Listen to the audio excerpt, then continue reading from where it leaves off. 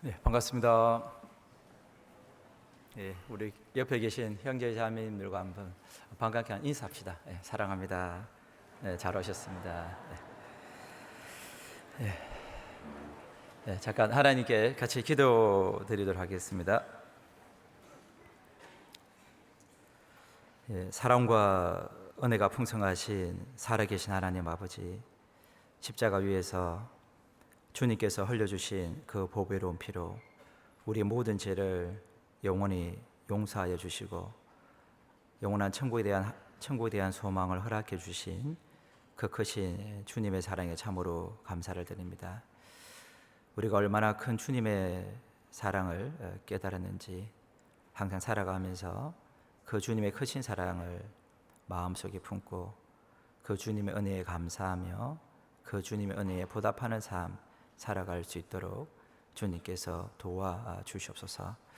주님 오실 날이 너무나 가까운 시대에 저희들 살아가고 있습니다. 마땅히 의를 행하고 삶 속에서 주님의 향기를 나타내며 이르진 영혼들에게 복음을 전가하는 우리 삶이 될 수 있도록 주님께서 도와주시옵소서.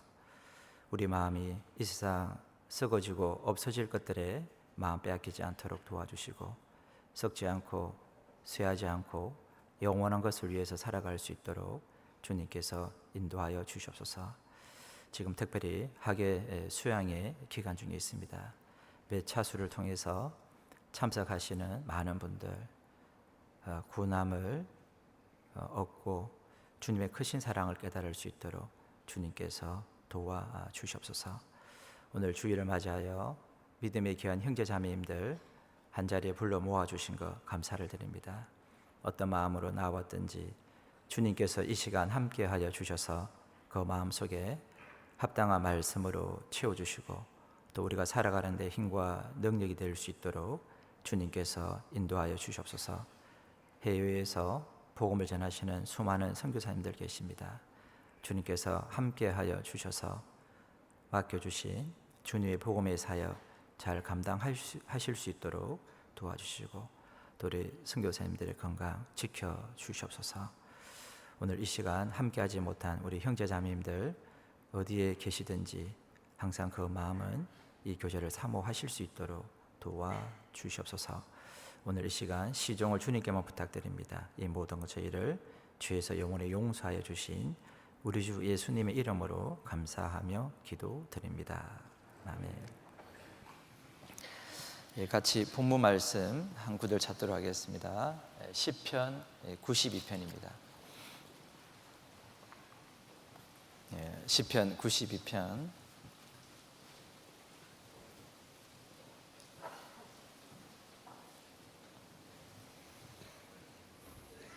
시편 92편 12절입니다.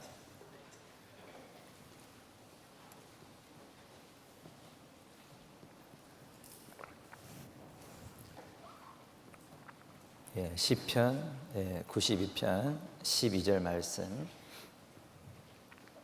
제가 천천히 좀 읽어드리도록 하겠습니다. 시편 92편 12절 제가 읽어드리겠습니다. 의인은 종려나무같이 번성하며 레바논의 백향목같이 발육하리로다. 여호와의 집에 심겼으며 우리 하나님의 공중에서 홍황하리로다. 늙어도 결실하며 진액이 풍족하고 빛이 청청하여 여호와의 정직하심을 나타내리로다. 여호와는 나의 바위시라 그에게는 불의가 없도다. 됐습니다. 우리가 나무를 심을 때 나무가 이제 갓 심은 나무들은 열매를 맺지 못하잖아요.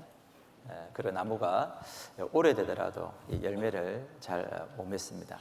그리고 열매를 맺더라도 좋은 열매를 잘 맺을 수가 없죠. 자, 그런데 본문에 보시면은 14절에 늙어도 결실하며 만약에 늙어도 결실하는 나무 수명이 다할 때까지 결실하는 나무가 있다 그러면 그것은 주인에게 너무나 큰 기쁨이 되리라고 생각합니다. 본문 말씀에 보시면 의인을 종려나무 또 백향목에 비유하고 있습니다. 그 의인을 소개하면서 늙어도 결실하며 이렇게 말씀하고 있습니다. 구원받은 연수가 오래되더라도 항상 결실하는 사람, 정말 구원받은 연수가 오래되더라도 정말 결실하는 그런 그리스도인이 되면 얼마나 좋겠냐라는 그런 생각을 해보게 됩니다. 그래서 그런 그리스도인이 될 때 그것은 자기에게 기쁨이고 또 주님께 영광이 되리라고 생각합니다. 신명기 34장 7절을 보시면 모세는 나이가 120세가 되어도 눈이 흐려지지 않고 기력이 쇠하지 않았다라고 말씀하고 있습니다. 그래서 오늘은 우리가 어떻게 하면 신앙의 연수를 떠나서 정말 주님 오시는 그날까지 결실하는 그리스도인이 될지에 대해서 좀 본문에서 주시는 교훈을 몇 가지 한번 생각해 보고자 합니다. 그래서 오늘 설교 제목은 늙어도 결실하는 의인, 이렇게 설교 제목을 한번 정해 보았습니다. 자, 늙어도 결실하는 의인, 다들 되고 싶으시죠? 자, 그 비결이 무엇일까요? 첫 번째 비결은 오직 하나님만 바라라 라고 좀 말씀을 드리고 싶습니다. 오직 하나님만 바라라. 본문 12절 다시 한번 좀 보도록 하겠습니다. 12절. 12절에 보시면 의인은 종려나무같이 번성하며 되어 있죠. 자, 이 의인을 구원받은 그리스도인을 종려나무에 비교하고 있습니다. 종려나무 혹시 보셨는지요? 이제 이 종려나무를 야자수 나무라고도 합니다. 이 야자수 나무는 여러 가지가 있는데 특별히 이스라엘을 포함한 중동 지역과 그리고 사막의 오아시스에서 자라는 야자수가 있는데 그 야자수를 대추 야자나무라고 이야기를 합니다. 그래서 이 성경에 기록되어 있는 이 종려나무는 대추 야자나무를 이야기하고 있습니다. 현지에서는 이제 대추 야자나무라고 이야기하고 있고 이 열매를 대추 야자라고 이야기합니다.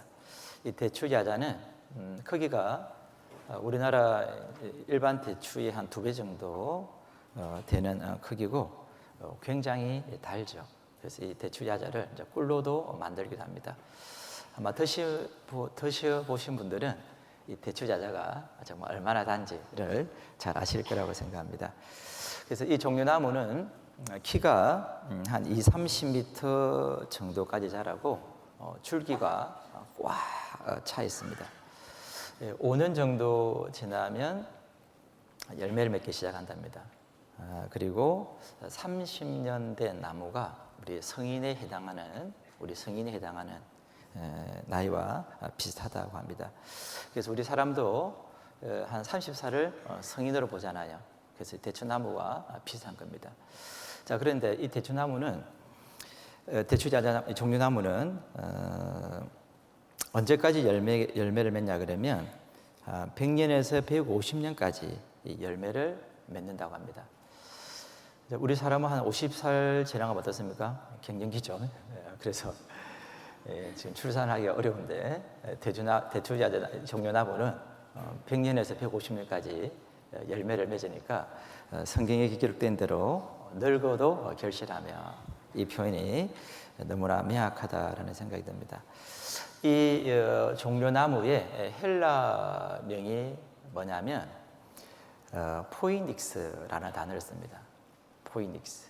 이 포이닉스 뜻이 뭐냐 그러면 이 불사조가 포이닉스입니다. 혹시 불사조가 어떤 새인 줄 아십니까? 전설적인 새죠. 그래서 이 불사조는 수백 년 동안 살다가 스스로를 불태운 뒤 그 재 속에서 되살아나는 전설적인 새. 이게 불사조죠. 죽어야 안 죽어요? 안 죽는 거죠. 그러잖아요. 그래서 실제로 이 종려나무가 그와 같다라는 거예요. 종려나무는 베고 나서 남은 그루터기를 불태우더라도 다시 싹이 나고 자란다고 합니다. 그래서 이 종려나무를 포이닉스라고 불렀던 것 같습니다. 그리고 그래서 이 종려나무를 유대인들은 승리와 부활의 상징으로 여겼다고 합니다. 자, 그런데 이제 이런 종려나무가 번성하게 되는 이유가 있습니다. 그 이유가 뭐냐 그러면 종려나무를 위에서 보시면은 종려나무 한가운데 하늘을 향해서 곧게 뻗은 가지가 있습니다. 그래서 이 하늘을 향해서 곧게 뻗은 가지 이것이 바로 생장점 역할을 하고 있는 겁니다. 그래서 이 하늘을 향해서 곧게 뻗은 가지를 키파 트마림이라고 하는데, 이 키파가 뭐냐 그러면 유대인들에서는 모자 아시죠? 요거를 키파라고 합니다. 그래서 이제 가장 높은 계층이라는 걸 뜻하는 말이고, 그리고 트마림이라는 단어는 종려나무를 뜻하는 말입니다. 그래서 하늘을 향해 곧게 뻗은 가지, 키파 트마림, 이게 바로 종려나무의 성장의 비결이 있다라고 말씀드릴 수 있습니다. 자, 늙어도 결실하는 의인이 되는 비결이 있는 거예요. 이 키파 트마림처럼 우리 머리를 하늘을 향해 곧게 드는 겁니다. 우리 머리를 하나님만 우리가 올곧게 바라보는 것입니다. 그게 바로 우리 신앙의 성장 비결이 있고 우리가 늙어도 결실하는 비결이 있다라는 거죠.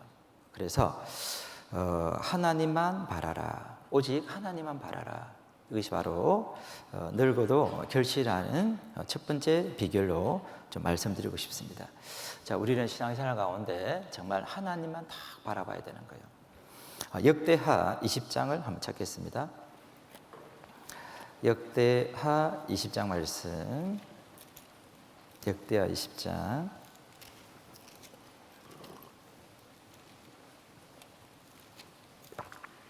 역대하 20장입니다. 역대하 20장 1절.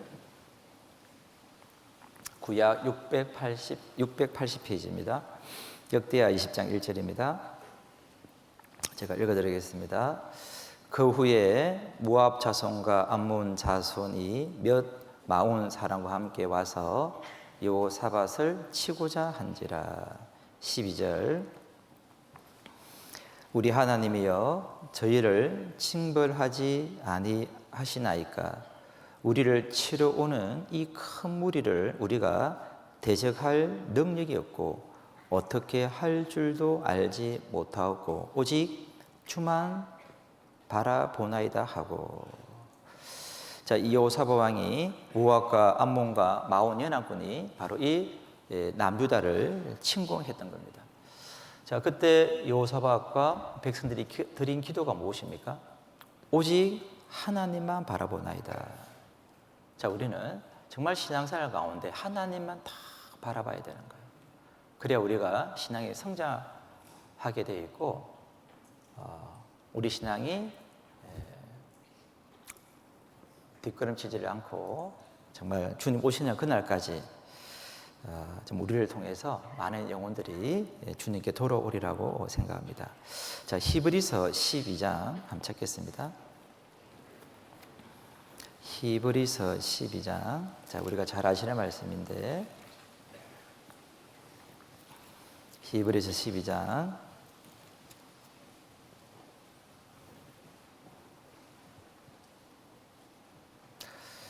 히브리서 12장 2절 말씀입니다. 2절 말씀 제가 읽어드리겠습니다. 믿음의 주요 또 온전케 하시는 이인 예수를 바라보자. 됐습니다. 자, 믿음의 주요 또 온전케 하시는 예수를 바라보자. 자, 여기에 우리가 하나님을 바라봐야 할 두 가지 이유가 기록되어 있습니다. 첫 번째는 믿음의 주요. 그래서 우리 주님은 우리 믿음의 주가 되시잖아요. 하나님은 우리 구원의 하나님 되시잖아요. 그래서 우리는 믿음의 주요, 믿음의 주님이 되시기 때문에 바라봐야 되고, 두 번째 이유는 무엇이죠? 온전케 하시는 이인 예수를 바라보자. 자, 우리를 온전케 하시는 분이 누구시냐? 우리 주님이신 거예요. 우리 하나님께서 우리를 온전케 하신다라는 겁니다. 자, 우리가 주님을 바라봐야만이 온전케 되고 온전한 삶으로 변화될 때 우리 삶을 통해서 결실이 이루어진다라는 거죠. 그래서 왜 우리가 하나님만 바라봐야 되죠? 구원받은 이후에는 온전케 하시는 분이 하나님이시기 때문에, 주님이기 때문에 우리가 주님을 바라봐야 된다라는 겁니다. 자, 우리는 구원을 받았어도 아직까지 고쳐야 할 것이 많아요, 적어요? 고쳐야 할 것이 많습니다.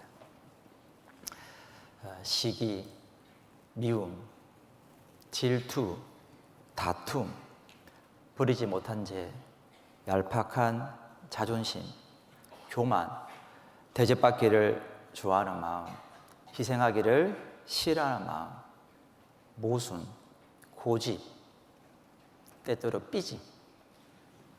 자, 이런 얼마나 많은 변화되지 못한 모습들을 가지고 있습니까? 자, 그런 모습을 가지고 있으면 전도가 잘 될까요? 안 될까요?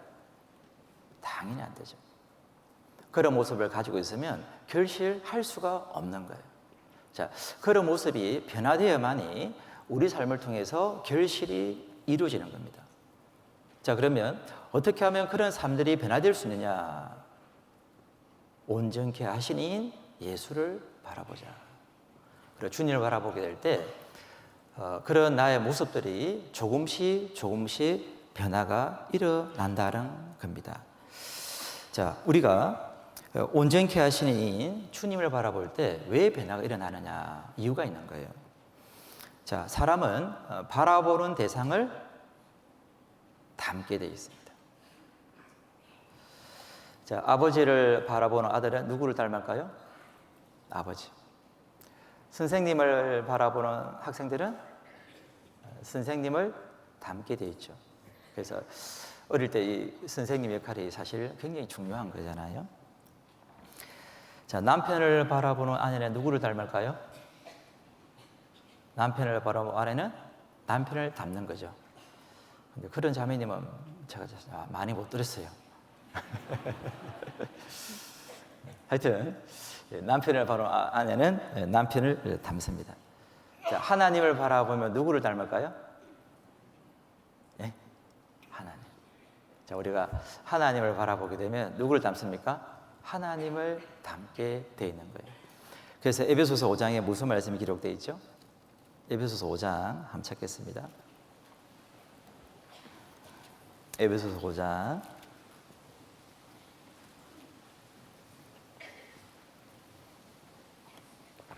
1절입니다.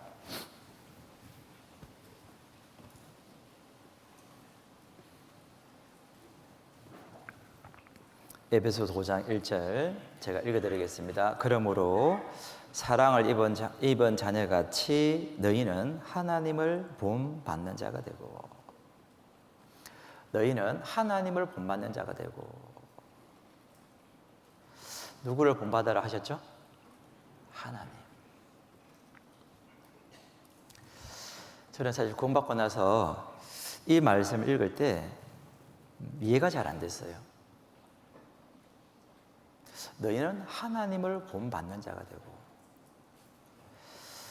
우리 같은 사람이 어떻게 거룩하신 하나님을 본받을 수가 있냐? 도저히 이해가 안 가요, 이 말씀 자체가. 그러다가 이제 신학생활을 하면서 이 말씀이 이해가 됐어요. 아, 그렇구나. 자, 하나님은 나의 아버지이잖아요. 맞습니까? 자, 그러면 아버지를 사랑하는 자녀는 누구를 본받고 싶은 거죠? 아버지. 엄마를 사랑하는 자녀는 누구를 본받고 싶은 거죠? 엄마. 사람은 자기가 사랑하는 대상을 본받고 싶은 거예요. 나는 하나님을 사랑하십니까? 사랑하십니까? 자, 그러면 나의 사랑하는 하나님, 나의 사랑하는 아버지를 본받고 싶은 거예요. 너는 하나님이 되라 이게 아니잖아요. 우리가 어떻게 하나님이 될 수 있습니까? 우리가 하나님이 될 수는 없죠. 그렇지만 우리가 하나님을 본받을 수는 있는 거예요. 하나님께서 가지신 그 사랑, 하나님께 가지신 그 겸손, 하나님의 온유, 하나님의 용서, 하나님의 희생, 하나님의 열정, 하나님의 긍휼, 우리가 그것을 본받을 수는 있는 거거든요. 그래서 우리가 주님의 사랑을 받았기 때문에 너희는 하나님을 본받는 자가 되라, 이렇게 말씀하고 있습니다. 우리가 누구를 바라보느냐, 그에 따라서 우리 삶이 바뀌게 되어 있는 것, 우리 삶이 변화되게 되어 있는 거예요. 그래서 믿음의 주요 또 온전케 하시는 예수를 바라보자 라고 말씀하고 있는 겁니다.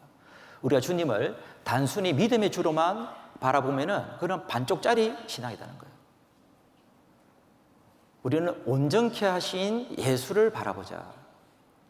그 주님을 정확하게 바라보게 될 때 그 주님을 본받고 싶은 거예요. 그래서 우리는 주님을 바라봐야 되는 겁니다. 박인비 씨 아시죠? 골프 여제 박인비 씨.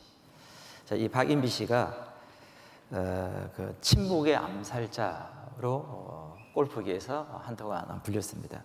이 박인비 씨가 2016년 6월 12일 LPGA 투어 명예의 전당에 회원으로 가입이 되었습니다. 2007년 박세리 선수 이후에 9년 만에 있었던 일이라고 합니다. 자, 이 박인비 씨가 27세 10개월이라는 나이로 역대 최원소 그 명예의 전당에 가입이 된 겁니다. 그런데 박인비 씨가 이렇게 이런 골프 여제가 될 수 있었던 이유가 있었다는 거예요. 이 박인비 씨가 1998년에 이 박세리 선수가 그 US 이제 오픈에서 그 우승컵을 들어 올리는 장면을 아버지와 함께 TV로 보게 되었습니다. 그때 이 박인비 선수가 10살이었거든요. 그 10살 그 박세리 선수를 보면서 10살 된 소녀에게 꿈이 생겼던 겁니다. 그때부터 골프는 박인비 선수의 모든 것이었습니다. 그리고 그녀는 계속해서 달려왔던 겁니다. 그리고 최연소라는 그 기록을 세우게 되었던 거죠. 그래서 이 박인비 선수가 박세리 선수를 정확하게 바라봤던 거잖아요. 그래서 그의 삶이 바뀌었다라는 겁니다. 그래서 우리는 바로 누구를 바라봐야 되는 겁니까? 주님을 바라봐야 된다라는 겁니다. 그래서 주님께서도 제자들에게 하늘에 계신 너희 아버지 온전하신 것 같이 너희도 온전하라, 이렇게 우리에게 교훈하고 있습니다. 마태복음 5장 48절 한번 찾아보겠습니다. 마태복음 5장 48절입니다.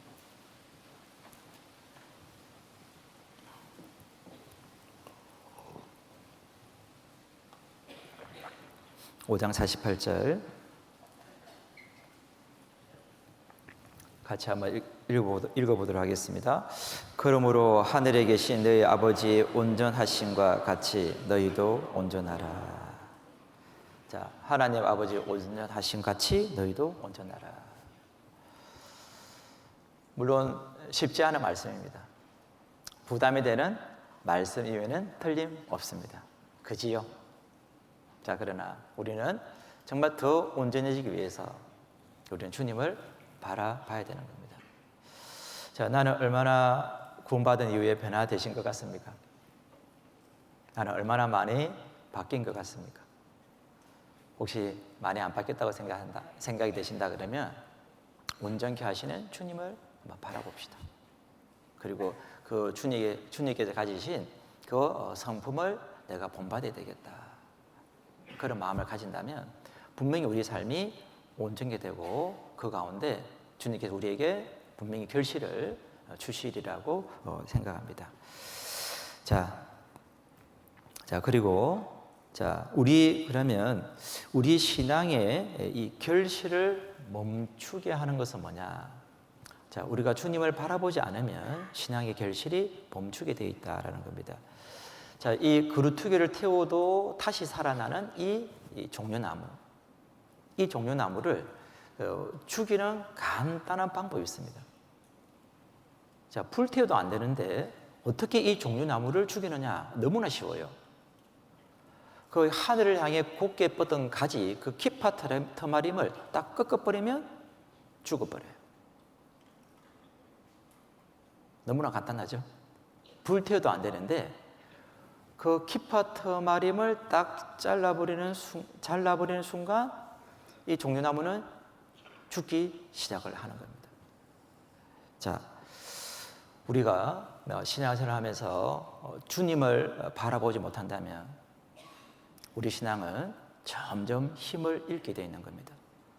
우리가 주님을 바라보지 못한다면 결실을 맺을 수가 없는 그런 그리스도인으로 전락하게 될 것입니다. 우리는 항상 주님만을 바라봐야 된다라는 겁니다. 한 멧돼지가 너무나 배가 고팠는데 그래서 먹을 것을 찾아 헤맸다고 합니다. 근데 기진맥진한 상태에서 땅에 떨어진 과일 한 개를 발견했습니다. 얼마나 맛있게 먹었는지 허겁지겁 먹었습니다. 한 개가 양이 안 찼겠죠? 더 먹고 싶었습니다. 어디를 팠을까요? 땅을 팠습니다. 땅을 팠는데 아무리 땅을 파더라도 나와요, 안 나와요? 안 나오는 거예요. 그래서 주둥이가 부르트고 피가 나고 엉망이 되도록 그렇게 땅을 파도 안 나오는 거예요. 그래서 돼지가 이제 완전 기진맥진한 상태에서 벌러덩 들어 누웠습니다. 벌렁 들어 누우니까 뭐가 보이는 거죠? 과일이 얼마나 많이 달렸는지. 한번 그냥 이마로 박으면은 이 과일이 두루루 떨어질 것 같은데 힘이 다 빠져가지고 일어날 힘이 없는 거예요. 혹시 나의 삶은 어떻습니까? 혹시 이 땅만 바라보고 살지 않습니까? 이 세상 것만 바라보고 살지 않습니까? 우리는 그런 삶이 되면 안 되는 거예요. 우리는 주님을 바라봐야 된다라는 겁니다. 미가서 7장 7절 한번 찾겠습니다. 미가서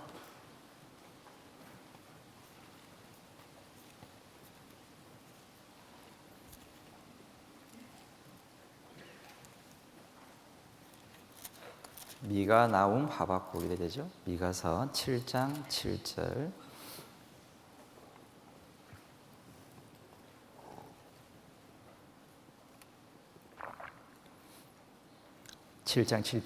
제가 읽어드리겠습니다.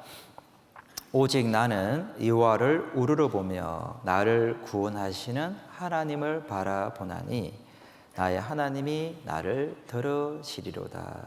그래서 미가 선지자는 나는 여호와를 우러러보며 나를 구원하시는 하나님을 바라보나니, 미가 선지자는 하나님만 다 바라보고 있는 이런 모습을 볼 수 있습니다. 8절. 나의 대적이여 나로 인하여 기뻐하지 말지어다. 나는 엎드러질지라도 일어날 것이요 어두운 데 앉을지라도 여호와께서 나의 빛이 되실 것이미로다. 나는 엎드러질지라도 일어날 것이요. 우리가 주님을 바라보게 되면 엎드러질지라도 일어나는 거예요. 어두운 데 앉을지라도 여호와께서 나의 빛이 되실 것이미로다. 우리가 신앙생활 하면서 정말 우리를 구원하신 주님을 바라보는 것은 너무나 중요합니다. 그리고 우리를 온전케 하시는 주님을 바라보는 것은 너무나 중요한 거예요. 정말 거기에 신앙의 성장의 비결이 있습니다.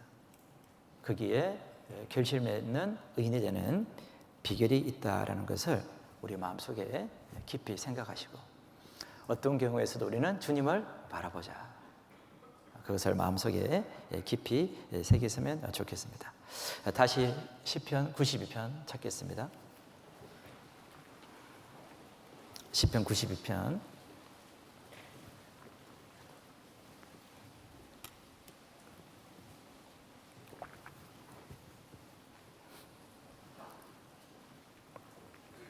시편 92편 말씀 12절입니다. 시편 92편 12절 제가 읽어드리겠습니다. 의인은 종려나무같이 번성하며 레바논의 백향목같이 발육하리로다. 여호와의 집에 심겼으며 우리 하나님의 궁정에서 흥왕하리로다. 자, 종려나무가 번성할 수 있는 첫 번째 이유는 키파트 마림이었습니다. 두 번째 이유는 바로 심겨진 자리입니다. 어디에 심길 거냐라는 겁니다. 자, 종려나무는 어디에 심기냐 그러면 물샘 곁에 심게 됩니다. 그래야 종려나무는 번성하게 되어 있는 거거든요. 자, 본문을 잡으시고 출애굽기 15장 한번 찾겠습니다. 출애굽기 15장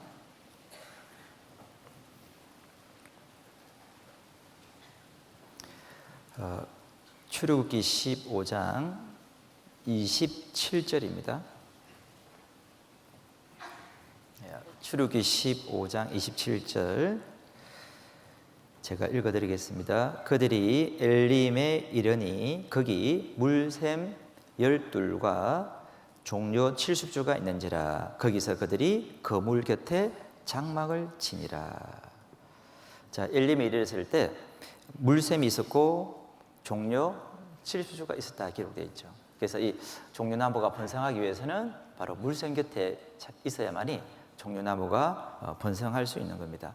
그래서 이 물샘 곁에 있는 종려나무는 그 물을 빨아들이겠죠. 그러므로 말미암아 이 뿌리를 굉장히 깊숙이 내리는 거예요. 자, 이 그루터기를 태우더라도 왜 종려나무가 싹이 날 수 있느냐? 이 뿌리를 너무나 깊이 내는 거예요. 그렇기 때문에 그루터기를 태우더라도 거기서 싹이 나고 다시 자랄 수 있다는 겁니다. 사실 백향목도 뿌리를 굉장히 깊이 내리는 나무거든요. 백향목은 지상에 자란 것만큼 땅 속으로 뿌리를 내린다라고 합니다. 그래서 이 종려나무든 이 백향목이든 뿌리를 깊이 내린다라는 겁니다. 자, 뿌리를 깊이 내린 나무는 비바람이 불더라도 넘어지지 않습니다. 뿌리를 깊이 내린 나무는 가뭄이 올지라도 마르지 않습니다. 자, 그러면 우리는 결실하는 의인 되기 위해서 우리도 뿌리를 깊이 내려야 되는 거죠. 자, 우리는 어디에 뿌리를 깊이 내려야 되죠?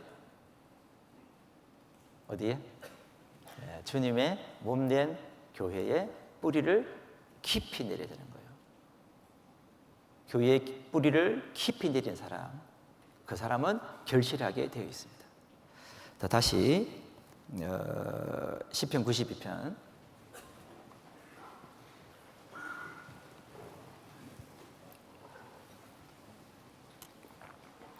다시 92편 보겠습니다. 92편 2절 의인은 종려나무같이 번성하며. 자, 이 종려나무가 번성하는 이유가 있는 겁니다. 첫 번째는 키퍼트만의, 두 번째 뿌리잖아요. 물생겨칩니다. 자, 그러면서 13절에 보시면 여호와의 집에 심겼으며. 자, 우리 구원받은 그리스도는 어디에 심겨야 됩니까? 어디에 심겨야 되는 겁니까? 여호와의 집. 그죠? 바로 교회입니다. 그래서 늙어도 결실하는 두 번째 비결, 교회의 신앙의 뿌리를 깊이 내리라라는 거예요. 깊이 내는 것만큼 하나님께서 결실도 갚아 주실 겁니다. 자, 뿌리는 굉장히 중요한 역할을 하고 있습니다. 나무에서 뿌리는 첫 번째 공급의 역할을 하죠. 공급. 뿌리를 통해서 공급을 받는 거잖아요. 두 번째 뿌리는 지탱해 줍니다. 지탱의 역할을 하고 있죠. 세 번째 뿌리 역할은 결실입니다. 뿌리로 말미암아 결실이 이루어지는 거거든요. 자, 잠언 12장 한번 찾겠습니다. 잠언 12장 말씀.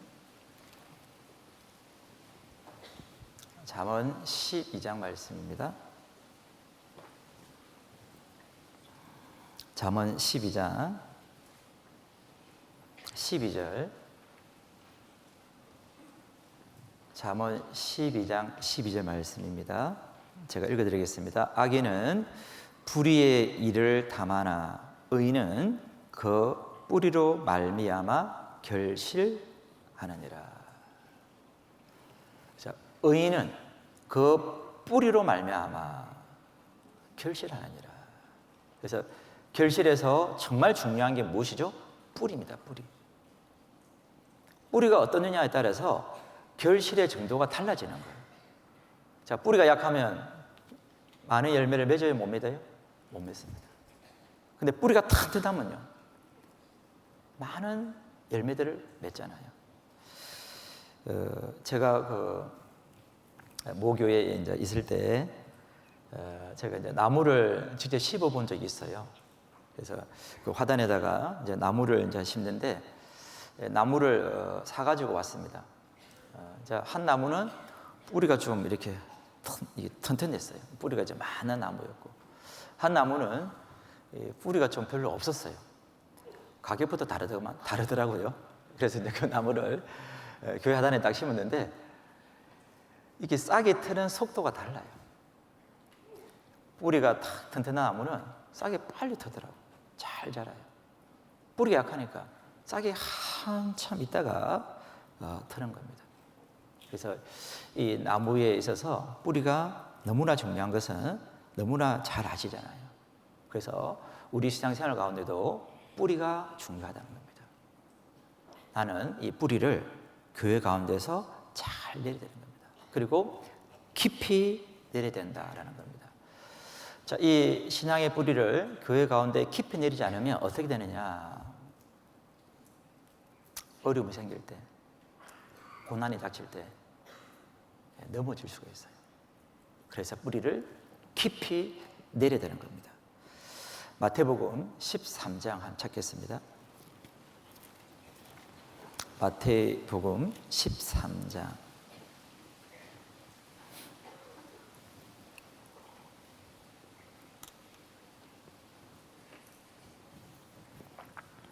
마태복음 13장 5절 말씀.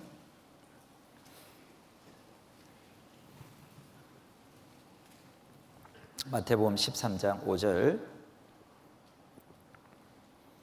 제가 읽어드리겠습니다. 들으는 흙이 얇은 돌밭에 떨어지매 흙이 깊지 아니하므로 곧 싹이 나오나 해가 돋은 후에 타져서 뿌리가 없으므로 말랐고. 네 가지 밭에 대한 비유 다들 잘 아실 거라 생각합니다. 물론 이제 이게 이제 구원에 대해서 설명할 수도 있고, 그리고 이제 구원받은 이후에 신앙생활에 대해서도 좀 이렇게 교훈을 얻을 수 있습니다. 그래서 이걸 이제 구원받은 이후 생활에 대해서 좀 교훈을 좀 받아보게 되면, 자, 들으는 흙이 얇은 돌밭에 떨어지매, 자, 이 돌밭에 떨어진 이 씨앗은 해가 돋은 후에 타져서 뿌리가 없으므로 말랐고 되어 있잖아요. 자, 왜 말랐습니까? 뿌리가 없는 거예요. 뿌리가 없으니까 말라버렸다라는 겁니다. 자, 마태복음 13장 20절 말씀.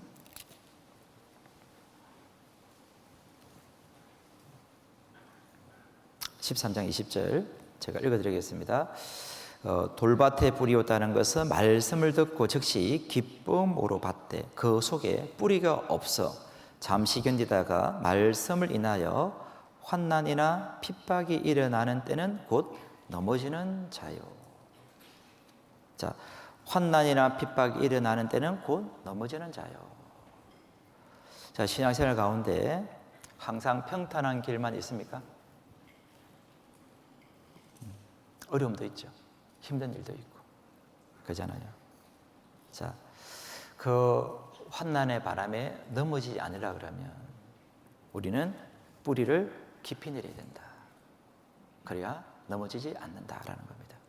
골로새서 2장 말씀입니다. 골로새서 2장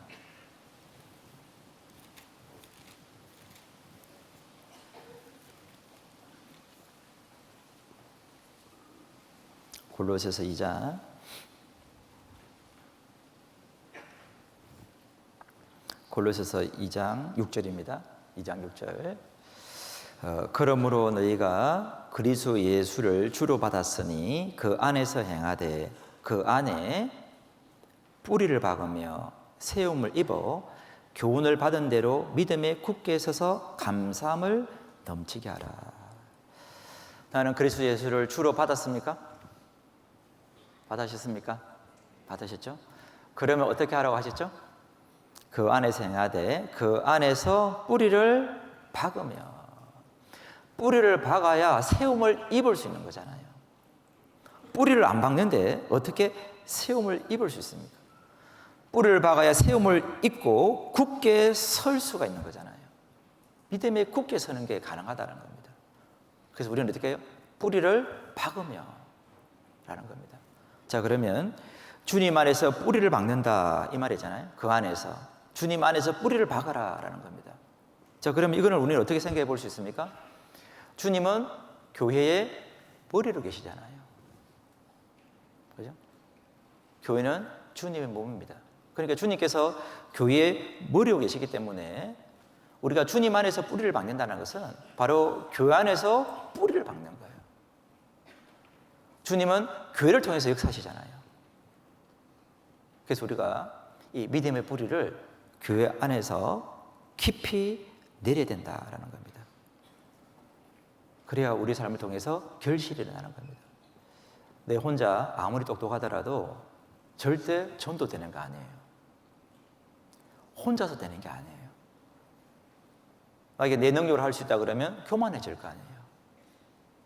하나님은 절대 개인이 잘나서 개인의 능력이 뛰어나서 역사하는 게 아니다는 거예요. 주님께서는 교회를 통해 역사하십니다. 하나님께서 이 복음을 어디에 맡겼느냐? 교회에 맡겼다는 것을 우리는 반드시 기억하고 우리 믿음을 교회 가운데서 그 믿음의 뿌리를 깊이 내려야 되는 겁니다. 자, 에베소서 3장 한번 봅시다.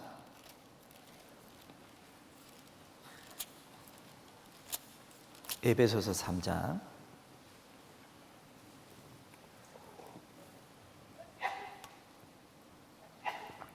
에베소서 3장 9절입니다. 9절 말씀 제가 읽어드리겠습니다.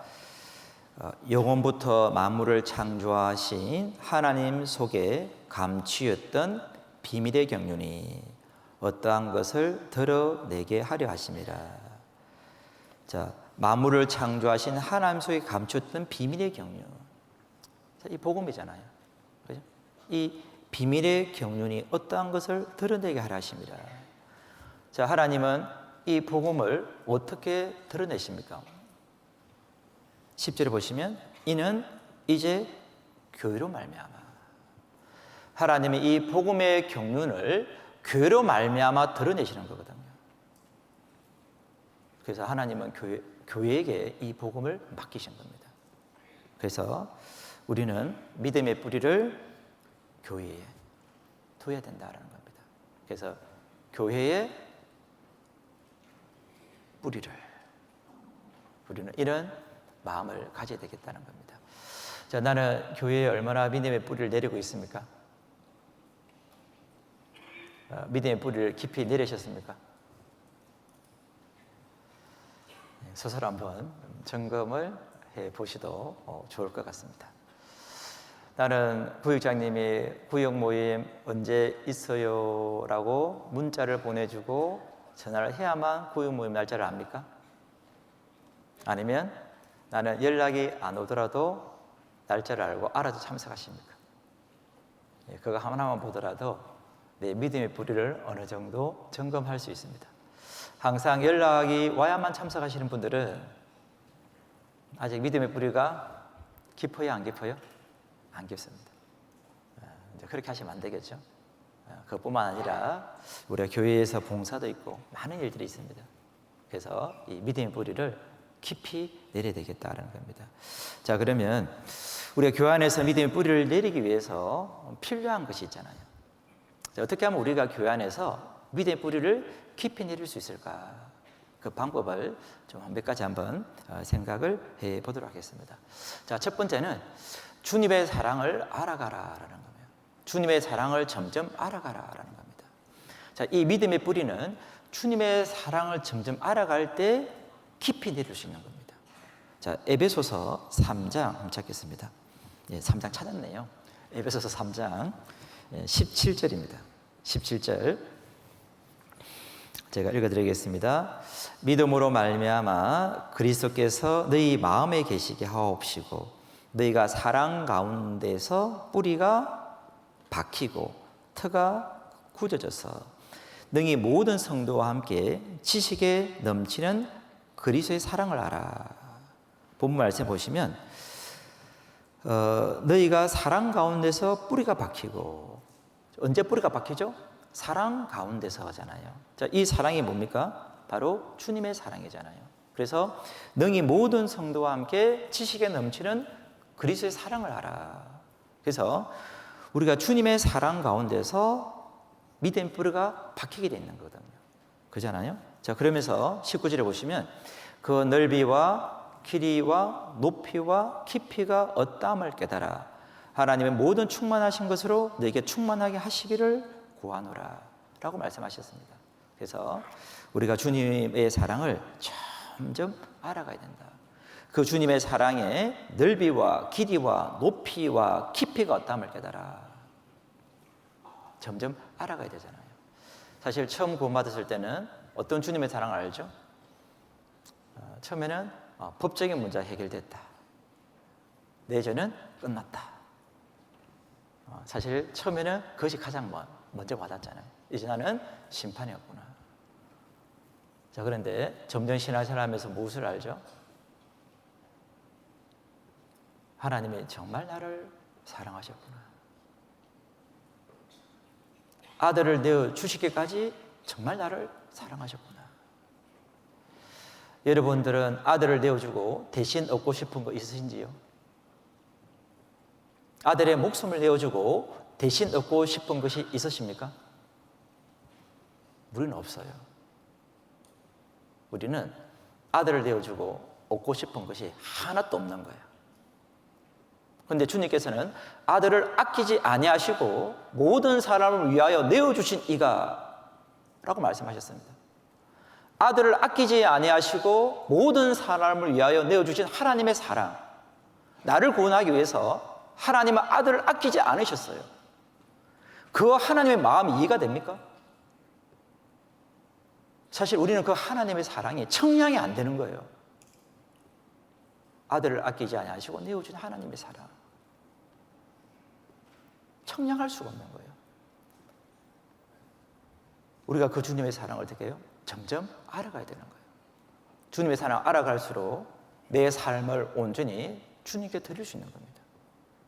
그럴수록 우리는 믿음의 뿌리가 정말 교회 가운데 점점 내리시게 되는 겁니다. 주님을 사랑을 알수록 우리는 주님을 사랑하게 되잖아요. 주님을 사랑하게 될수록 주님께서 사랑하시는 것을 사랑하는 거예요. 주님의 사랑을 알수록 주님께서 관심을 가진 것에 관심을 가지게 되는 거예요. 우리가 주님의 사랑을 점점 알아가야 됩니다. 사실 우리가 어릴 때는 부모 사랑을 알아요, 몰라요? 물론 알죠. 그런데 너무나 작아요. 어버이날 노래 부르면서 그 가사가 사실 마음에 많이 와닿지 않습니다. 그냥 학교에서 가르쳐 주니까 그냥 부르는 거예요. 그런데 이제 커서 어버이 노래를 부르면은 목이 메어서 잘 노래를 부를 수가 없습니다. 우리는 부모의 사랑도 점점 알아가잖아요. 그것처럼 주님의 사랑을 점점 알아가는 겁니다. 주님의 사랑을 알수록 주님을 사랑하게 되고 주님을 사랑할수록 주님께서 가장 사랑하시는 교회를 사랑하게 되어 있습니다.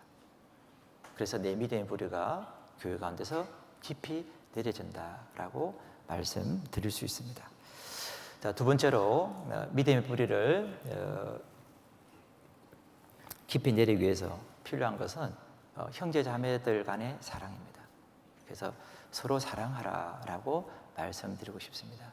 서로 사랑하면 믿음의 뿌리가 깊이 내려지게 되어 있습니다.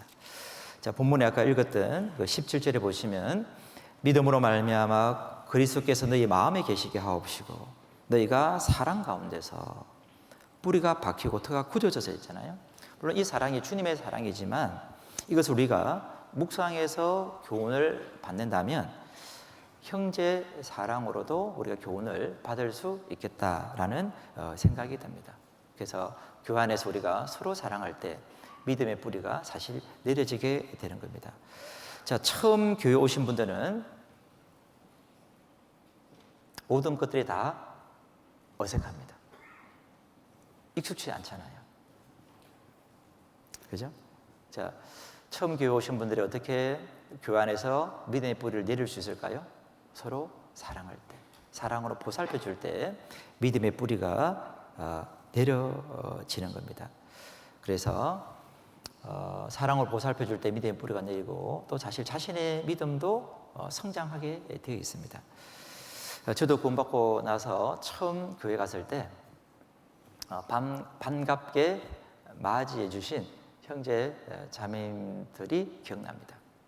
그리고 마음의 문제가 있어서 제가 수요일날 교회를 한 번 안 나간 적이 있었어요. 바로 찾아왔습니다.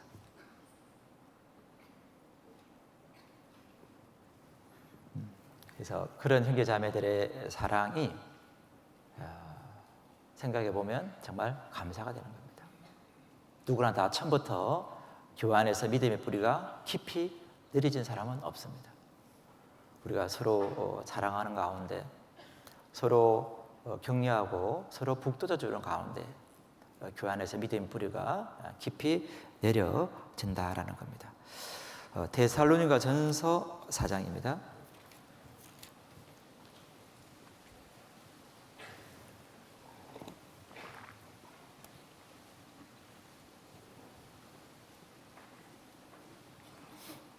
데살로니가전서 4장 9절 말씀입니다. 데살로니가전서 4장 9절 말씀 제가 읽어드리겠습니다. 형제 사랑에 관하여는 너희에게 쓸 것이 없음은 너희가 친히 하나님의 가르침을 받아 서로 사랑함이라.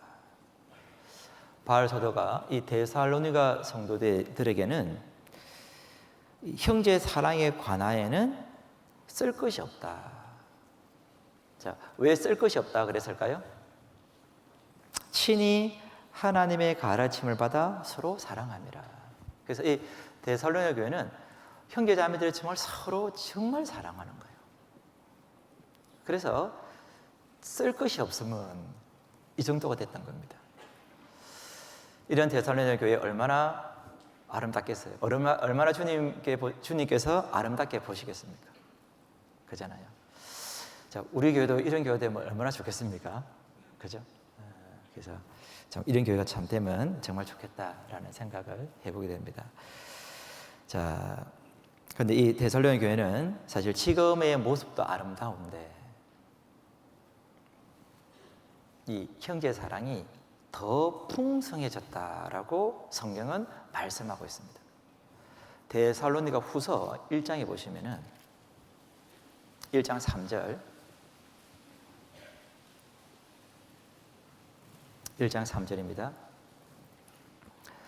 형제들아 우리가 너희를 위하여 항상 하나님께 감사할지니 이것이 당연함은 너희 믿음이 더욱 자라고 너희가 다 각기 서로 사랑함이 풍성함이며.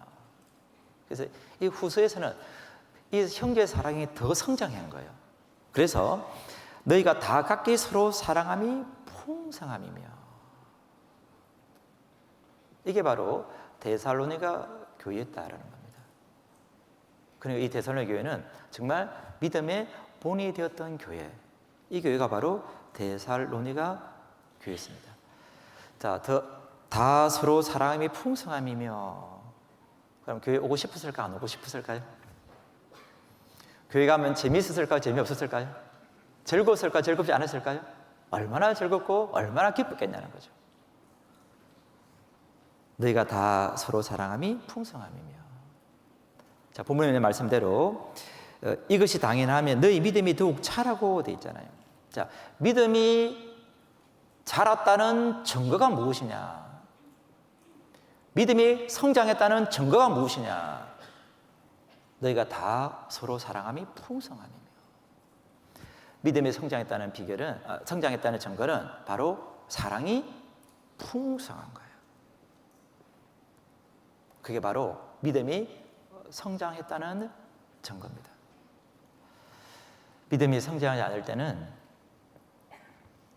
사소한 일에 마음이 상해요. 내하고 좀 뭔가 마음이 맞는 사람은 사랑하게 되고 뭔가 맞지 않는 사람은 멀리하게 됩니다. 근데 믿음이 성장하면요, 나하고 뭔가 잘 맞든 잘 맞지 않든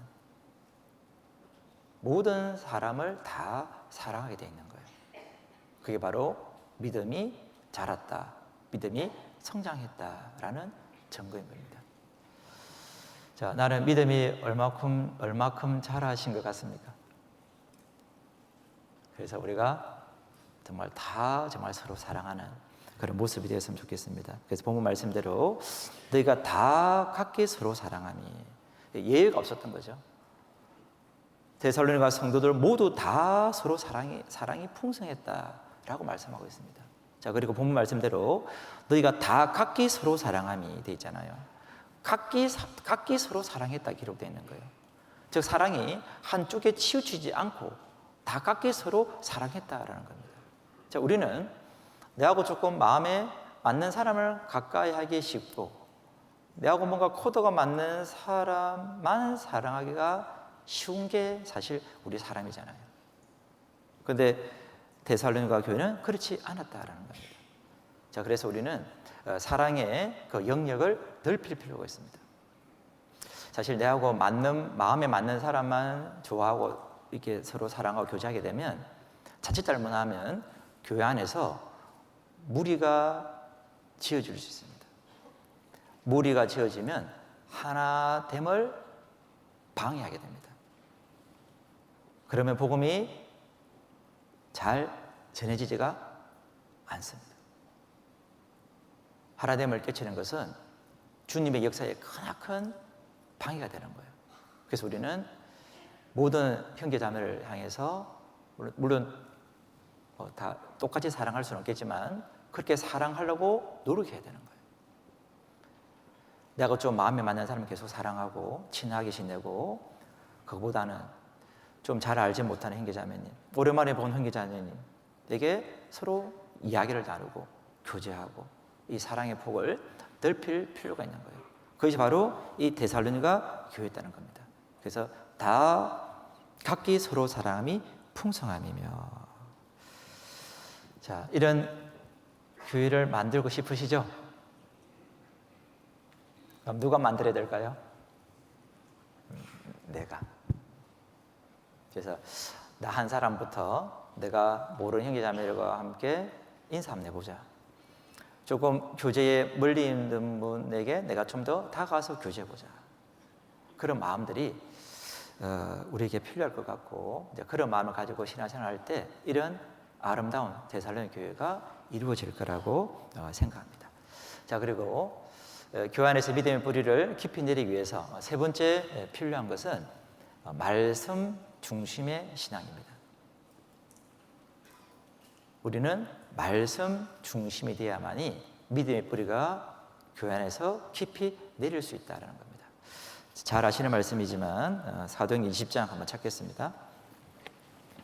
사도행전 20장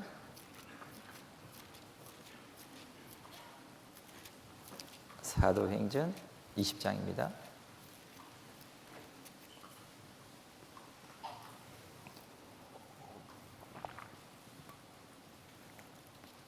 20장 32절, 20장 32절입니다. 제가 읽어드리겠습니다. 지금 내가 너희를 주와 및 그 은혜의 말씀께 부탁하노니 그 말씀이 너희를 능히 든든히 세우사 그렇게 하심을 입은 모든 자 가운데 기업이 있게 하시리라. 자, 그 말씀이 너희를 능히 든든히 세우사 되어 있잖아요. 자, 우리 신앙을 세우는 것은 무엇이죠? 말씀입니다. 그잖아요. 자, 그러면서 특별히 그 은혜의 말씀께 부탁하노니 그 말씀이 되어 있잖아요. 그래서 특별히 은혜의 말씀이잖아요. 그래서 우리는 말씀을 참으로 은혜로 받게 될 때 우리 신앙이 더욱더 든든히 서간다라는 겁니다. 그래서 우리는 말씀을 항상 은혜로 받는 그런 마음의 준비, 그것이 필요하리라고 생각합니다. 자, 말씀을 내가 어떻게 받느냐, 이것은 내 마음가짐에 달린 겁니다. 내가 어떤 마음으로 말씀을 듣느냐에 따라서 말씀이 은혜의 말씀이 될 수도 있고 하나의 지식과 이론으로 끝날 수도 있습니다. 그래서 우리 항상 기도하는 마음으로 말씀을 들어야 되고, 그럴 때 이 말씀이 내한테 은혜가 되고 이 은혜의 말씀이 우리를 든든히 세우게 되는 겁니다. 그 신앙은 항상 말씀 중심이다라는 겁니다. 자, 말씀이 없는 봉사 중심, 말씀이 없는 일 중심의 신앙에 대해서는 안 되겠다라는 겁니다. 자, 우리가 잘 아는 대로 누가복음 10장에 보게 되면 마리아와 마르다 이야기가 나옵니다. 마리아는 주님의 발 아래에서 주님 발 아래 앉아서 말씀을 들었습니다. 마르다는 뭐였죠? 하여튼 해야 될 일 때문에 성경에 보면 마음이 분주했다라고 말씀하고 있습니다. 물론 교회 안에서 마르다의 역할이 필요 없는 것은 아닙니다. 그러나 마르다의 역할을 잘 감당하기 위해서는 말씀이 중요한 거예요. 마리아의 모습을 갖춰야 되는 거예요. 그래서 우리가 말씀을 바탕으로 우리가 봉사하고 말씀을 바탕으로 우리가 교회를 하고 그것이 무엇보다도 필요하다라는 겁니다. 말씀이 없으면 마르다가 될 수 있습니다. 마음만 분주해질 수 있습니다. 말씀이 없으면 마르다의 이름처럼 마릅니다. 마르면 안 되겠죠? 그래서 우리가 말씀 중심으로 살아가야 되겠다. 그런 마음을 가졌으면 좋겠습니다. 자, 그리고 네 번째 하나만 더 말씀드리면 교회 중심으로 살아라. 교회 중심으로. 교회 중심으로 살 때 이 믿음의 뿌리가 교회 안에서 깊이 내리게 되어 있다는 겁니다. 그잖아요. 그래서 항상 교회 중심으로 교회의 일정을 가장 우선시하고 그렇게 살아가야 되는 겁니다. 나는 교회 일정에 나를 맞춥니까? 아니면 내 일정에 교회를 맞춥니까? 우리는 항상 교회 일정에 나를 맞춰야 됩니다. 교회 중심으로 우리가 살아간다 그러면 우리가 이 믿음의 뿌리를 교회 안에서 깊이 내릴 수 있겠다라는 생각을 해보게 됩니다. 자, 그동안 교회 안에서 뿌리 내림에 소홀하셨을 수도 있습니다. 그동안 구원받고 나서 뿌리를 잘 내리지 못했을 수도 있습니다.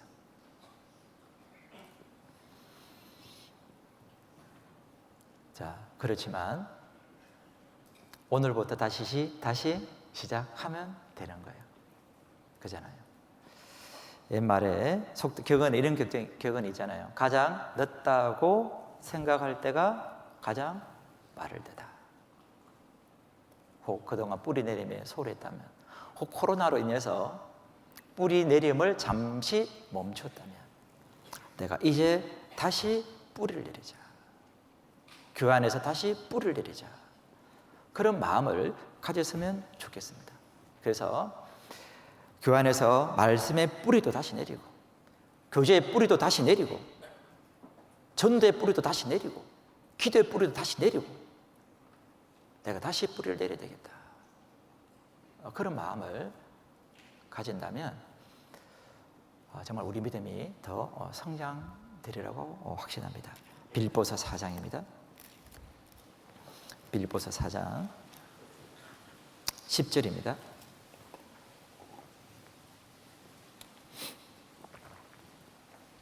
빌립보서 4장 10절 제가 읽어드리겠습니다. 내가 주 안에서 크게 기뻐함은 너희가 나를 생각하던 것이 이제 다시 싹이 남이니 너희가 또한 이를 위하여 생각은 하였으나 기회가 없었느니라. 이게 보시면 빌립보 성도들은 바울을 돕는 일을 계속했잖아요. 근데 어려운 여건으로 인해서 그 바울을 돕는 일이 잠시 중단이 되었던 겁니다. 그런데 이제 바울이 로마 감옥에 투옥되었을 때 에바브로디도를 바울에게 보냈잖아요. 그리고 헌금도 하고 바울을 위해서 쓸 것도 돕고. 그래서 본문에서 보시면 중단되었던 뜻인데 너희가 나를 생각하던 것이 이제 다시 싹이 남이니 다시 싹이 났다 라고 말씀하고 있잖아요. 그래서 우리도 뿌리를 다시 내린다면 싹이 나겠죠. 그리고 우리는 정말 다시 싹을 내야만 되는 겁니다. 자, 이스라엘이 성전 재건할 때도 마찬가지였습니다. BC 536년 바벨론으로부터 1차 귀환했습니다. 그때 했던 것은 무엇이죠? 성전을 재건하는 일이었습니다. 그때 그 성전 재건이 계속된 것이 아니라 잠시가 아니죠. 그 성전 재건이 중단되잖아요. 꽤 오랜 기간 동안. 그리고 다시 성전이 재건되었습니다. 학개와 서가랴 선자의 그 권면과 책망을 받아들이고 성전 재건을 다시 시작하게 되었고 성전이 결국 완성되었잖아요. 그래서 우리 신앙생활 가운데 혹 내가 뿌리를 내리는 것을 멈춘거나 혹 소홀히 내렸다 그러면 이제부터 내가 다시 시작해야 되겠다. 그런 마음을 가지고 교회 안에서 뿌리를 깊이 내렸으면 좋겠습니다. 자, 그리고 이제 뿌리를 내리면은 이제 어디 가면 안 됩니다. 이제 그 뿌리를 깊이 내리면 어떻게 해요? 어디 떠나면 안 돼요. 그래서 내가 이제 교회 가운데서 뿌리를 깊이 내리고 이제 떠나지 않겠다. 내가 그런 마음을 우리가 가져야 된다는 겁니다. 자, 잠언 12장 말씀 찾겠습니다. 잠언 12장. 잠언 12장 말씀.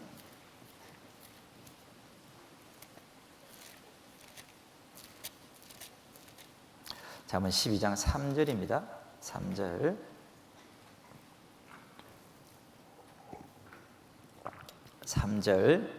같이 한번 읽어보겠습니다.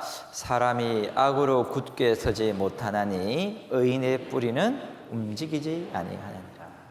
자, 의인의 뿌리는 움직이지 아니하느니라. 자, 이제 한번 교회에 다 믿음의 뿌리를 딱 박으면 어떻게 해요? 움직이지 아니하느니라. 그래서 세상으로 가시면 안 됩니다. 다른데 관심 두지 말고 다 교회 안에 내 믿음의 뿌리를 딱 내리고 이제 움직이지 않으니라. 그런 마음으로 살아간다면 결실을 하나님께서 많이 주시리라고 확신합니다. 다시 시편 보겠습니다. 시편 92편. 마지막으로 세 번째 교훈 하나만 더 생각해 보겠습니다. 시편 92편.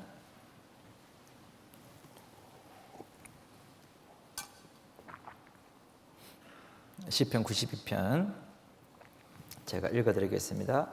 늙어도 결실하며 진액이 풍족하고 빛이 청청하여 여호와의 정직하심을 나타내리로다. 여호와는 나의 바위시라 그에게는 불의가 없도다. 본문을 보시면 여호와의 정직하심을 나타내리로다 되어 있죠. 하나님은 자신의 정직함을 나타내십니다.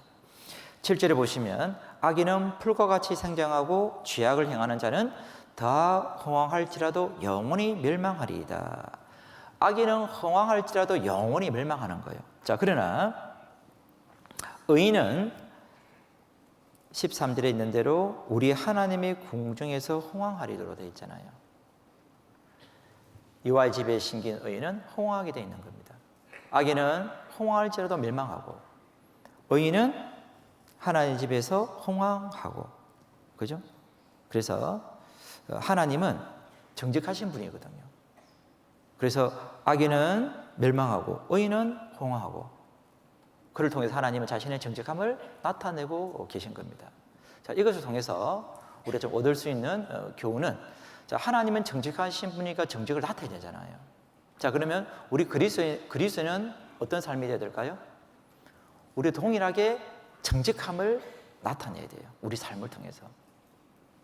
그래야 결실이 이루어진다는 거죠. 그래서 세 번째 좀 얻을 수 있는 교훈은 정직함을 나타내라 라고 말씀드리고 싶습니다. 자, 하나님은 우리 사람을 정직하게 지으셨습니다. 그래서 사실 우리 마음은 정직할 때 기쁜 거예요. 정직할 때 마음이 편한 겁니다. 구원받은 그리스도인은 정직하지 못하면 마음이 불편하게 되어 있는 겁니다. 자, 하나님은 무엇을 기뻐하실까요? 정직한 것을 기뻐하시는 거예요, 하나님께서는.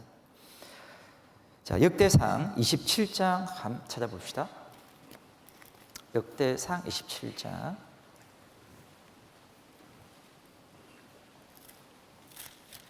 역대상 27장입니다. 27장.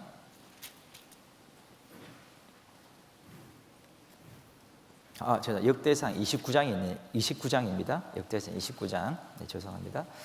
역대상 29장 17절. 역대상 29장 17절 제가 읽어드리겠습니다. 나의 하나님이여, 주께서 마음을 감찰하시고 정직을 기뻐하시는 줄 내가 아나이다. 내가 정직한 마음으로 이 모든 것을 즐거이 드렸사오며 이제 내가 또 여기 있는 주의 백성이 주께 즐거이 드리는 것을 보니 심히 기뻐도소이다. 자, 이 다윗은 성전을 지을 준비를 했잖아요. 자, 그러면서 나의 하나님이여, 주께서 마음을 감찰하시고 정직을 기뻐하시는 줄 내가 아나이다. 자, 하나님은 무엇을 기뻐하십니까? 정직을 기뻐하시는 거예요. 자, 그래서 우리 그리스도인들도 정말 정직해야 된다는 겁니다. 우리도 정직을 기뻐해야 되는 거예요. 자, 그리스도인이 정직하지 못하면 결실에 있어서 큰 치명타입니다. 정직하지 못한 것보다 더 큰 치명타는 없어요. 자, 정직하지 못하면 내가 하는 모든 말에 진실성이 결여되는 거예요. 정직하지 못하면 내가 하는 말을 굳이 곧대로 듣지 않습니다. 정직하지 못하면 내가 하는 말을 왜곡해서 듣게 되는 거예요. 내가 하는 말을 거짓이라고 생각하게 되는 겁니다. 전도 될까요? 안 될까요? 안 됩니다. 그래서 그리스도인은 정말 정직해야 되는 겁니다. 그리스도인이 세상 법을 어기고 다른 이방인들에게 손가락질 받고 그런 삶이 된다면 결실할 수가 없습니다. 혹 사람은 속일지라도 하나님은 속이지 못합니다. 그래서 우리 그리스도인은 정말 정직해야 된다라는 겁니다. 자, 그러면 우리가 무엇에 정직해야 되느냐? 자, 네 가지만 좀 말씀드려 보겠습니다. 자, 첫 번째 무엇에 정직해야 되느냐? 첫 번째는 하나님께 정직하셔야 됩니다. 내가 하나님께 정직해야지. 그것이 모든 정직의 출발이거든요. 그래서 내가 하나님께 정직하자. 우리가 이 마음을 가져야 되는 겁니다. 역대상 15장입니다. 역대상 15장.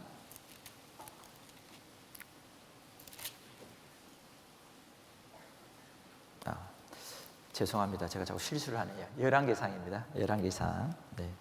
열왕기상 15장. 열왕기상 15장.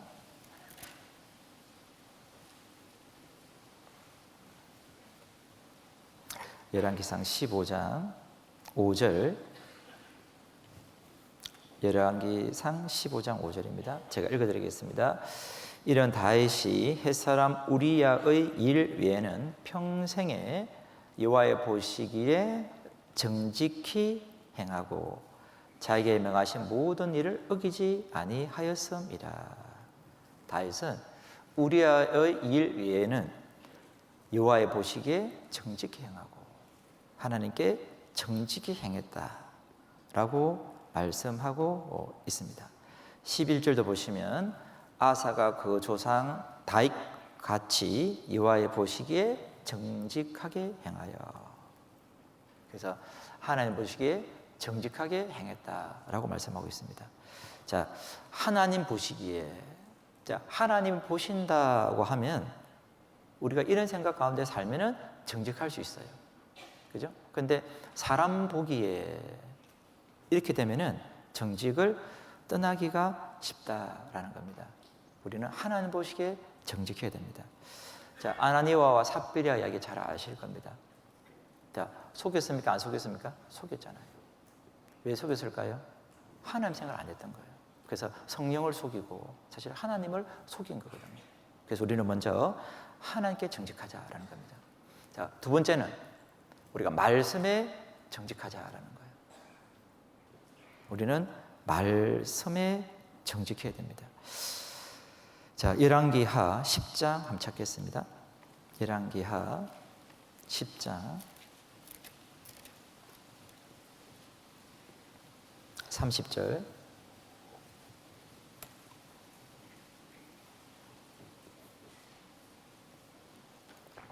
열왕기하 10장 30절입니다. 30절.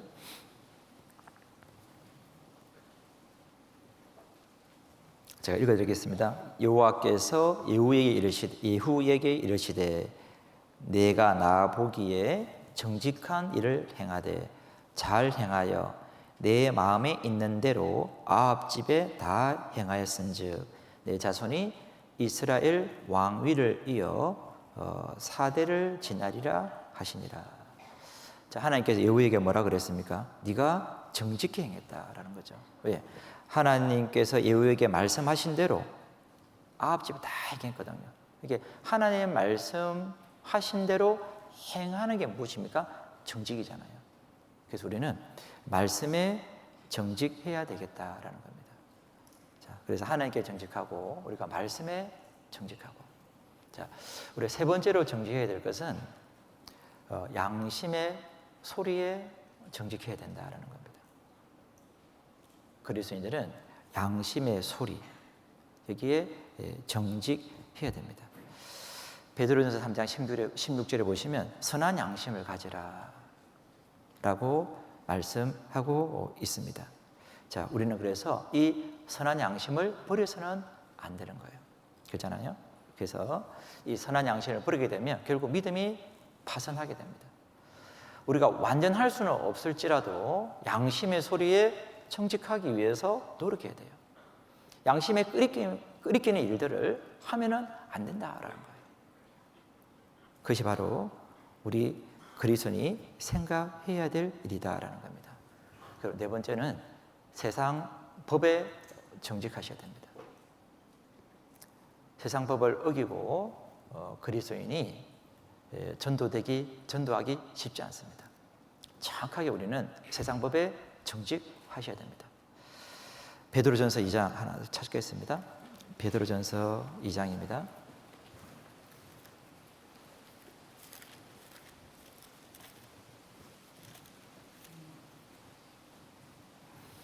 베드로전서 2장 12절입니다. 베드로전서 2장 12절 제가 읽겠습니다. 너희가 이방인 중에서 행실을 선하게 가져 너희를 악행한다고 비방하는 자들 하여금 너희의 선한 일을 보고 공고하시는 날에 하나님께 영광을 돌리게 하려 함이라. 자, 이방인 중에서 행실을 선하게 가져 되어 있잖아요. 그래서 너희를 악행한다고 비방하는 자들로 하여금, 자, 우리를 비방할지라도 너희의 선한 행실을 보고 공고하시는 날에, 이방인들이 인생 살아가면서 힘들어지고 어려워질 때도 있잖아요. 하나님께서 그들을 공고하시는 날이 있습니다. 그때 정말 정직하게 살아가는 우리 모습이 떠올라야 되잖아요. 그런 사람들에게. 그죠? 그래서 하나님께 영광을 돌리게 하려 함이라 되어 있습니다. 그러면서 13절에 무엇이 기록되어 있죠? 인간의 세운 모든 제도를 주를 위하여 순복하되. 그래서 우리는 인간의 세운 모든 제도를 주를 위하여 순복하되. 세상법에 우리는 정직해야 된다라는 겁니다. 그래서 편법 안 좋습니다. 그리스도인에게. 그래서 다 정직해야 되겠다. 그런 마음을 가지고 우리가 살아갈 때 정말 이방인들에도 본이 되잖아요. 그런 마음을 가지고 살아갈 때 주님께서 그런 그리스도인을 사용하실 거 아니에요. 그런 그리스도인의 삶을 통해서 하나님은 결실을 그치지 않게 해 주실 거다라는 겁니다. 그래서 우리는 정직해야 된다라는 겁니다. 하나님은 정직한 자에게 많은 축복들을 주십니다. 사실 구원받기 어려운 사람이 누구냐 그러면 정직하지 못한 사람들입니다. 정직하지 못한 사람들 구원받기 어려워요. 사실은 정직한 사람이 사실 구원받기가 쉬운 겁니다. 왜? 양심이 밝으니까요. 그렇잖아요. 자, 그리고 하나님은 정직한 자에게 은혜를 주십니다. 그리고 하나님은 정직한 자에게 기쁨을 주십니다. 그리고 하나님은 정직한 자에게 평탄과 형통을 주십니다. 그리고 하나님은 정직한 자를 환난에서 건지십니다. 그리고 하나님은 정직한 자에게 모든 좋은 것을 아끼지 아니하신다라고 말씀하셨습니다. 모든 좋은 것을 정직한 자에게 아끼지 아니하시는 거예요. 자, 시편 84편입니다. 시편 84편.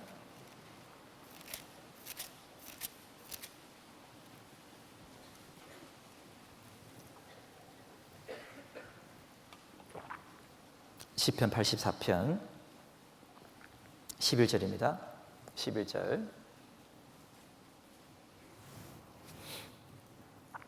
제가 읽어드리겠습니다.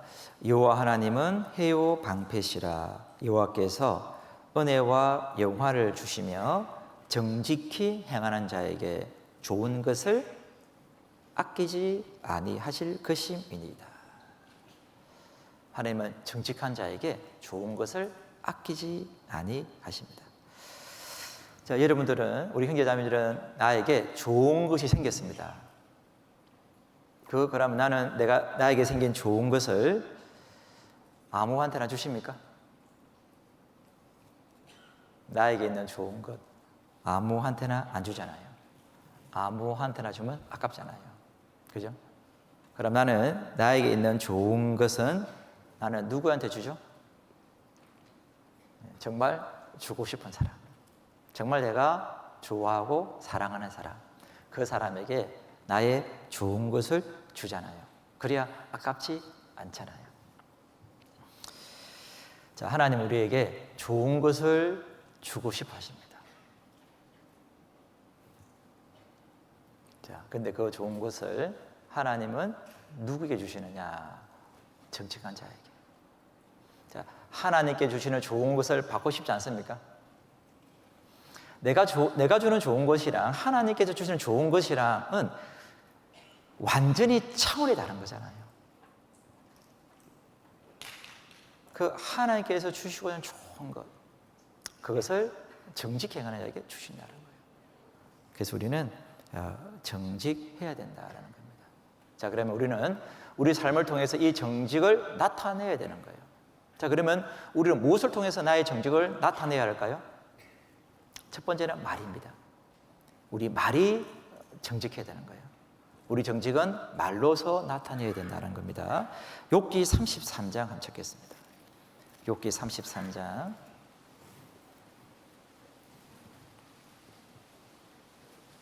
욥기 33장입니다.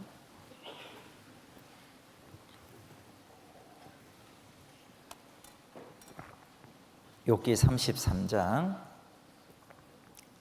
3절. 욥기 33장 3절 제가 읽어드리겠습니다. 내 말이 내 마음의 정직함을 나타내고 내 입술이 아는 바를 진실이 말하리라. 엘리후가 욥에게 하는 말인데요. 내 말이 내 마음의 정직함을 나타내고, 자, 우리는 말을 통해서 내 정직함을 나타내야 된다는 겁니다. 그래서 우리는 먼저 말이 정직해야 되겠다. 그래서 우리 그리스도인은 거짓에서 떠나야 되겠다라는 겁니다. 자, 두 번째 정직해야 될 것은 우리 행동입니다. 말뿐만 아니라 우리는 행동으로 나의 정직함을 나타내야 되겠다라는 겁니다. 잠언 20장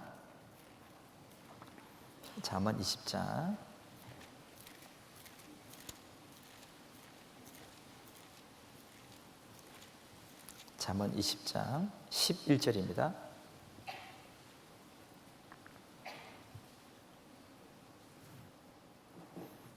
잠언 20장 11절 제가 읽겠습니다.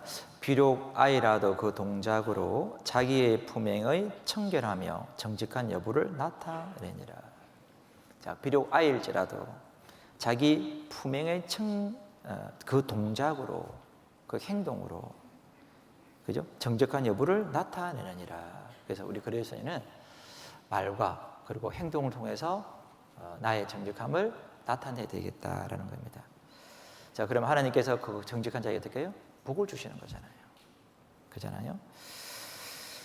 자, 그래서 우리는 이 속이는 일로부터 사소한 것들로부터도 완전히 떠나야 된다라는 겁니다. 자, 혹시 요즘 목욕탕 가신지 잘 모르겠지만은 목욕탕 갈 때 우리 엄마들 이렇게 얘기하죠. 초등학교 1학년을 목욕탕 데려갑니다. 그러면 뭐라고 하죠? 야, 너 7살에 해라. 네, 우리 그리스도는 그렇게 하면 돼요? 안 돼요? 안 됩니다. 그거 돈 몇 푼 한다고 양심을 속이냐고. 그렇게 하면 안 된다는 거예요. 우리는 정말 정직해야 되는 겁니다. 출입 금지 한번 들어가면 돼요? 안 돼요? 안 되는 거예요. 그런 사소한 것들부터 해서 우리는 정말 정직해야 되겠다는 겁니다. 그 독일의 철학자 칸트의 아버지에게 이런 일이 있었답니다. 칸트의 아버지가 강도를 만났어요.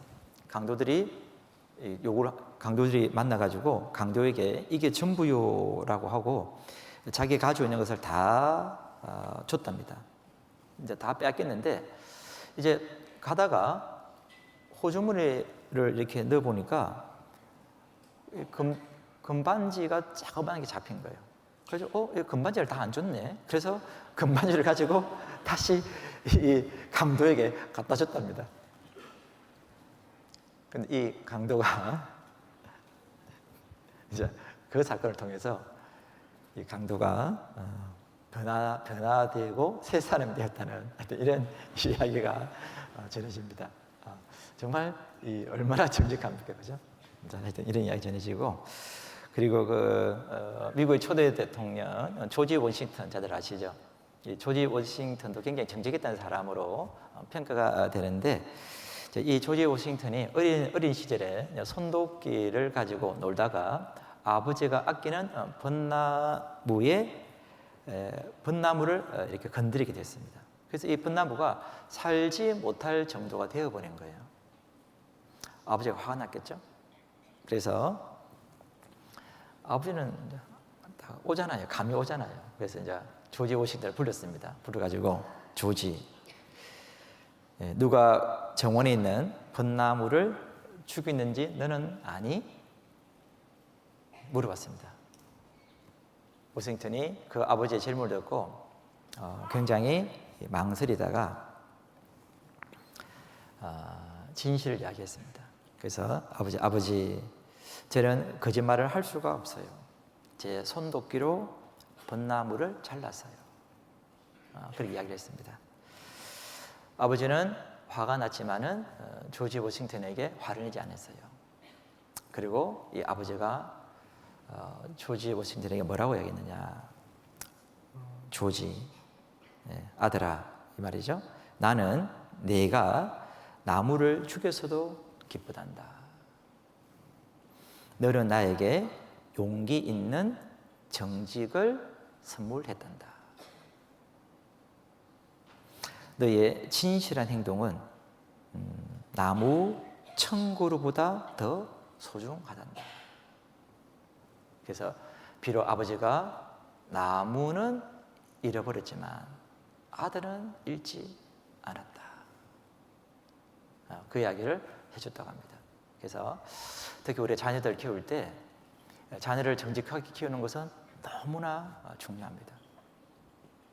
그래서 아이들이 혹시 거짓말했을 때 조지 워싱턴 이 이야기를 쭉 들려주면서 아버지가 나무는 있을지라도 아들은 잃지 않았단다. 그런 이야기를 쭉 해주면서 아이의 거짓말하는 것을 자백을 받아내고 아이를 정말 정직하게 키운다 그러면 그 아이들이 자라서 정말 귀한 그런 사람이 될 거라고 확신합니다.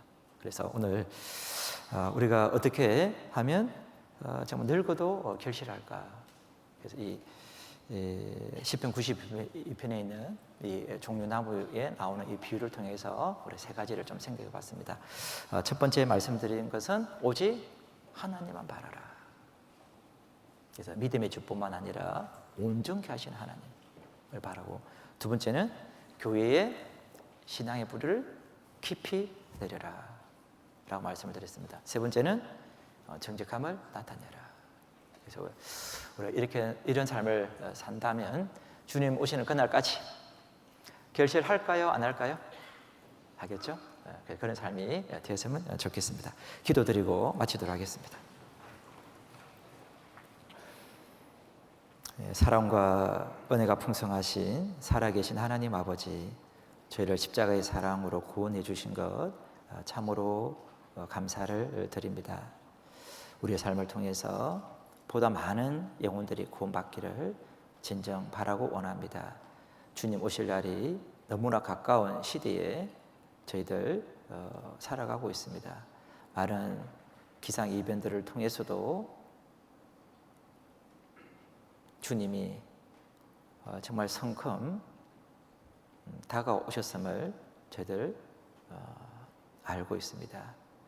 그런 일들을 바라보면서 우둔한 저희들이 되지 않도록 하나님께서 도와주시고 항상 깨어서 의를 구하고 이 세상에서 주님의 향기를 나타내므로 말미암아 이르신 영혼들을 정말 주님 품으로 인도하는 우리 삶이 될 수 있도록 주님께서 도와주셔서, 혹 삶 가운데 여러 가지 어렵고 힘든 일이 생기더라도 항상 하나님만 바라보게끔 도와주시고, 그리하여 그 모든 어려움을 능히 잘 이겨내는 우리 삶이 될 수 있도록 도와주시고, 더욱더 우리가 한 걸음 더 전진하는 그런 신앙이 될 수 있도록 하나님께서 도와주시옵소서. 오늘 함께 주신 주님께 감사를 드립니다. 이 모든 것 저희를 죄악 가운데서 영원히 용서하여 주신 우리 주 예수님의 이름으로 감사하며 기도드립니다. 아멘.